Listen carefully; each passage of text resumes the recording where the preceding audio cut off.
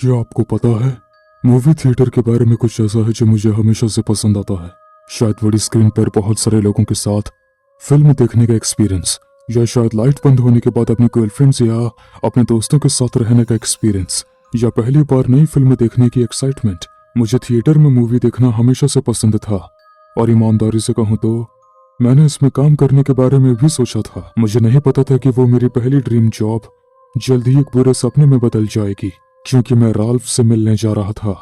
पहली नजर में राल्फ एक सिंपल आदमी लग रहा था जो कोई भी फिल्म देखने आते थे। राल्फ भी उनके जैसा ही था। वो किसी भी बाकी इंसान से अलग नहीं लगता था, लेकिन अगर आपने थोड़ा सा करीब से देखा तो आपको कुछ अजीब नोटिस होना शुरू हो जाता है।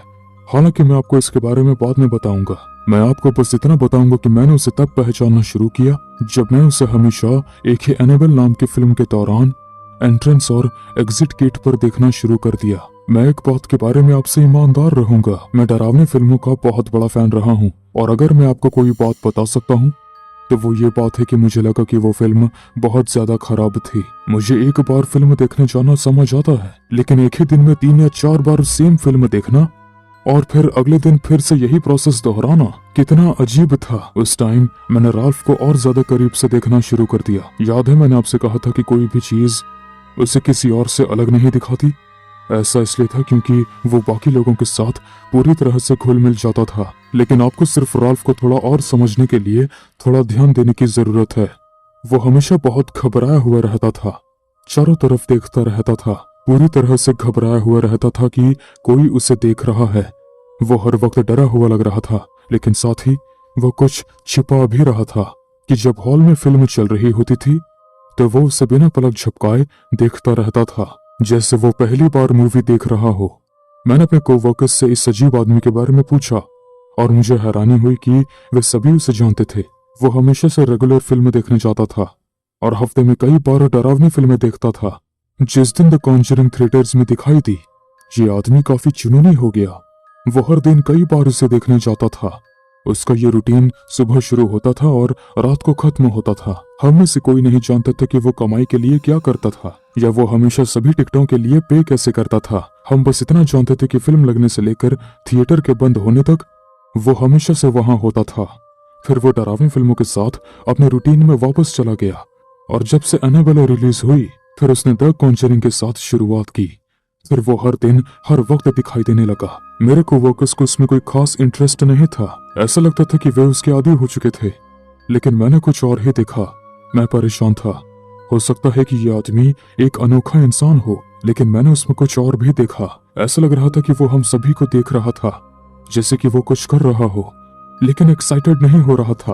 फिर ये उस वक्त की बात थी जब उस आदमी ने कुछ पागलपन भरा काम किया, और दुर्भाग्य से मैं वही था जो गलत टाइम पर गलत जगह पर था। उस रात मैं सभी एनाबेला शोज के बाद सभी सीटों पर सफाई कर रहा था। रात का आखिरी घंटा था और सभी लोग पहले से ही जा चुके थे। मैंने दरवाजा बंद कर दिया और एक एक सीट साफ करने लगा।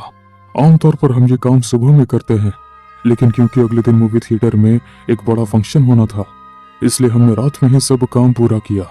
मुझे कुछ देर तक रुकने में कोई दिक्कत नहीं थी, और फिर मैं उस आदमी की सीट पर पहुंच गया। मैंने जल्दी से सफाई की।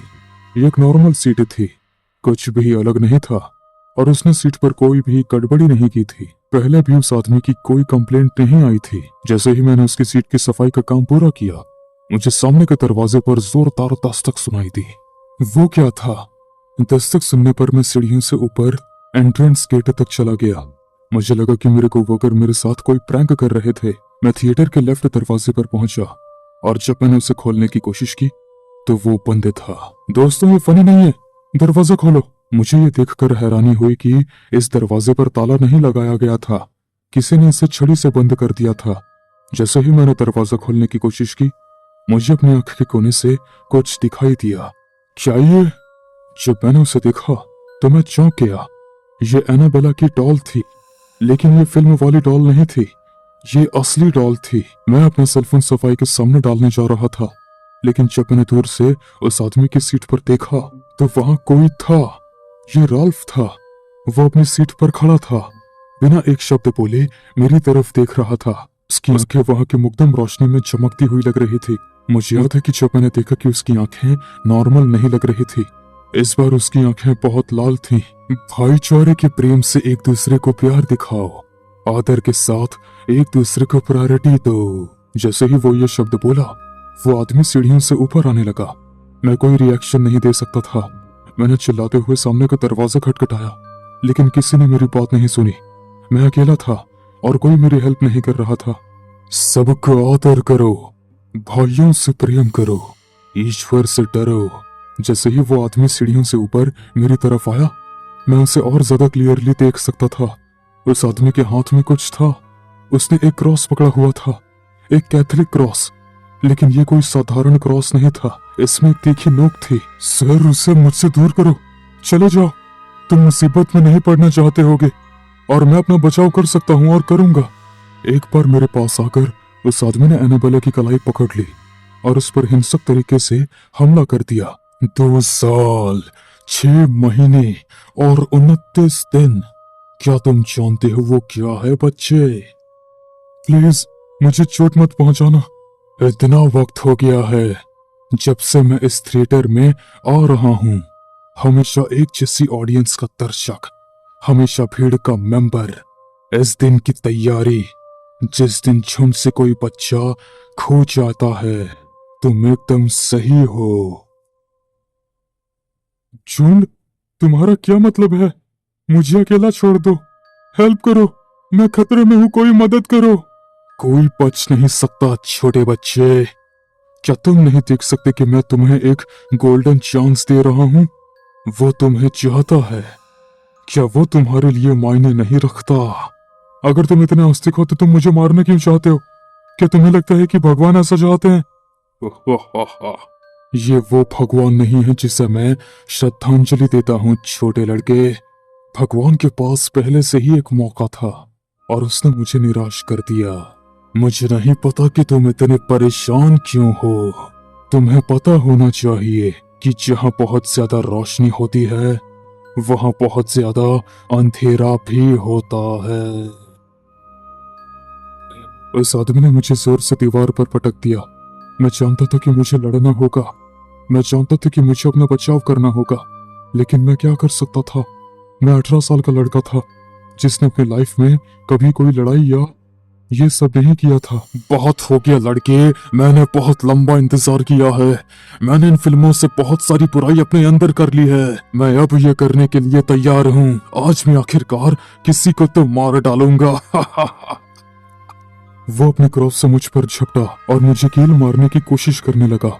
वो आदमी अपने हथियार के साथ काफी अनाड़ी था, इसलिए मैं उसे घुमाने और चकमा देने में कामयाब रहा। मुझे एहसास हुआ कि मैं एक राक्षस का सामना नहीं कर रहा हूँ, लेकिन लाल कॉन्टैक्ट लेंस वाला एक साधारण आदमी ही था।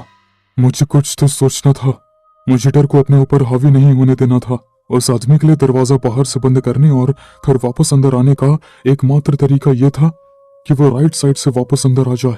इसलिए मैंने अपनी कलाई लेफ्ट साइड कर दी ताकि मैं इस दरवाजे के पास जाऊं।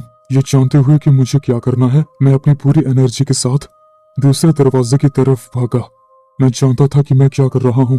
वो आदमी मुझ पर कूद पड़ा और मेरा पैर पकड़ लिया, जिससे मैं गिर गया। उस आदमी ने मेरे पैर को मोड़ने के लिए अपने हाथों की पूरी ताकत लगा दी, जब तक मुझे लगा कि कुछ टूट गया है। जितना हो सके मैं खुले दरवाजे की तरफ रेंग कर जाता रहा, ये जानते हुए कि वो आदमी मेरा पीछा कर रहा था।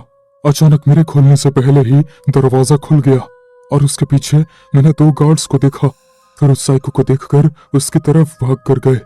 इससे पहले कि वो मुझे मारता, गार्ड्स ने उसे रोक दिया। पुलिस के पहुंचने के कुछ ही मिनट बाद ही उस आदमी को गिरफ्तार कर लिया गया। उसने दावा किया कि वो एक स्वर्गीय मिशन का एक पुजारी था।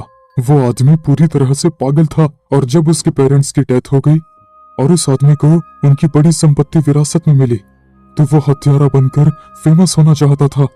मैं अभी भी डरावनी फिल्मों को एंजॉय करता हूँ, लेकिन रियलिटी मुझे किसी भी भूत से ज्यादा डराती है।